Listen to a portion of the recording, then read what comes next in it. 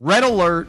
NASDAQ is entering into a correction. The Dow falls nearly 600 points. Intel stock plummets the most in 40 years. And the jobs report stokes fears that the Fed may have waited too long, according to Jennifer Schoenberger of Yahoo Finance. New signs of a cooling labor market are stoking fears that the Federal Reserve may have waited too long to start lowering interest rates.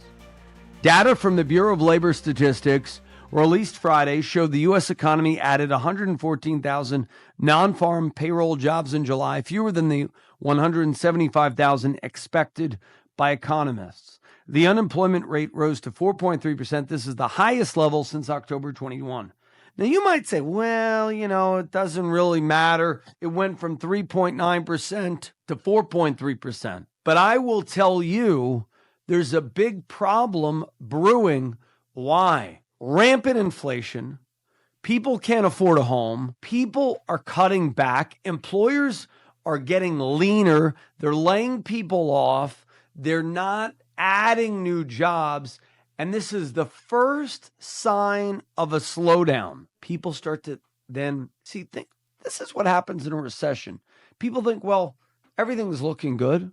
You look out the window and you see booming construction. We think everybody's doing well. That is not a leading indicator. That's sort of a lagging indicator. Does that make sense? So when everybody stops building, that's usually a time to start investing. But now people are investing into their homes. It looks as if everything's good, but something's about to break. And just like always, the Fed has a tendency to screw things up with their pride. Here's the thing. If you look at every recession, months before a recession, people go, everything's good, stop, hey, don't look. Is this Kamalanomics? Is it Bidenomics? But I guarantee you, if there's a recession and Trump wins, it's going to be called the Trump recession. They will brand it as such. Now, this is what I think's going to happen. I could be totally wrong, but I'm just going with my gut here. I think this is a short-term correction.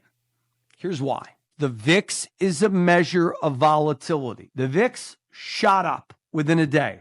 18, we're just talking about this with David Ranson, went from 18 to 30 within 24 hours. Now it is starting to cool. So for some reason, the collective group said, sell everything on Friday. But now it's subsiding. What is the VIX right now? The VIX, as we record this, is 23. It was as high as about 30 at 10:20 a.m. It has cooled significantly. So by the end of the day, Friday, things cooled. That's a good sign. My gut is telling me, and I could be wrong, so I'm going to give you where we'll be bullish, and I'll give you where I see a bearish scenario. Bearish scenario comes when people can't afford things. Affordability is lagging. I'm going to give you a bearish case first, and I'm going to give you good news at the end. Bad news is people can't afford stuff. Inflation's rising. We're having political turmoil. We're in an election year. We still have Russia-Ukraine conflict. We have the Israel-Hamas conflict. Uncertainty. Markets do not like uncertainty. The government debt is $35 trillion and growing. Taxes. People feel like they're paying more in taxes now than they ever did. People are feeling the pain of inflation. What are some other negative cases? I would look at Starbucks and McDonald's. The fact that Starbucks and McDonald's are hurting means people they're not buying the $5 or the $12 Whopper anymore. They want the $5 menu back. They want $5. What happened? So that could be a sign that things are weakening. And then you have the Fed. The Fed has gotten most everything wrong within the last, ever. Just, you might say, well, they're well-meaning folks at the Fed. I agree. What did they tell us with COVID, right? Then they start throwing money. They're throwing money, keeping rates at zero forever, which exacerbated the problem of real estate being unaffordable because everybody refinanced their homes for 30 years at 2.25%. We have no inventory anymore. So there's all these unintended consequences to what they do. Then in One, they said, oh, we're not going to have any inflation. We don't need to raise rates. Then 22, they said, oh, we're wrong. Now we got to raise rates. Then just this week, Fed Chairman Powell said, we're going to hold rates steady, meaning we don't need to lower rates. The economy's fine. Day later, bedlam the last 2 days. So if the market looks bad, we're going to see next week be a bad week. If we have a rebound next week, so I'll give you the good news. So the bad is all the things I just talked about. And I would watch Monday of next week, Tuesday of next week, Wednesday of this week, Thursday, Friday, next week, all 5 days, because I'm going to want to see the market hold steady. The S&P at about 53.46, where it is, it's okay. If we have a little 5%, we're only 5% off all-time highs. It's not a big deal. So that's a bullish case. We're only 5%. This is a little garden variety correction. They happen last October, nothing to see here. Happened maybe this month. Maybe it's nothing to see here. This could be a garden variety thing that happens about every few months, right? Just happens. Kind of markets working at kinks out. That's a bullish sign. I'd want to see, though, the market not go down anymore from here.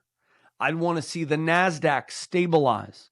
I'd want to see the Mag 7 stabilize. The Mag 7 are those big stocks that are really propping things up. The NVIDIAs, the Microsofts, the Teslas, what people used to call Mega Man or Matman, Meta, Alphabet, Amazon, Tesla, Microsoft, Apple, NVIDIA. That's, if Matman holds firm, we're good. Nothing to see here. If things start to drop, we could be in trouble. So what say you? Comment, like, subscribe, give us a follow on X, on Facebook, on Instagram, on YouTube. Subscribe to the YouTube. What do you think? Is this a bullish case or is this a bearish case? Good news is these things happen every so often. And this is just me. It's kind of my gut. The media has it in for Kamala Harris. And I don't want to get into a left-right thing, but definitely the media is against Trump and for Harris. The media was against Biden a few weeks ago, and it seemed like they were for Trump. They quickly have turned on Trump, and now they love Kamala. I would venture to say the collective media says, hey, nothing to see here. Unemployment is still pretty low. There's no inventory in housing. The economy is still fundamentally strong.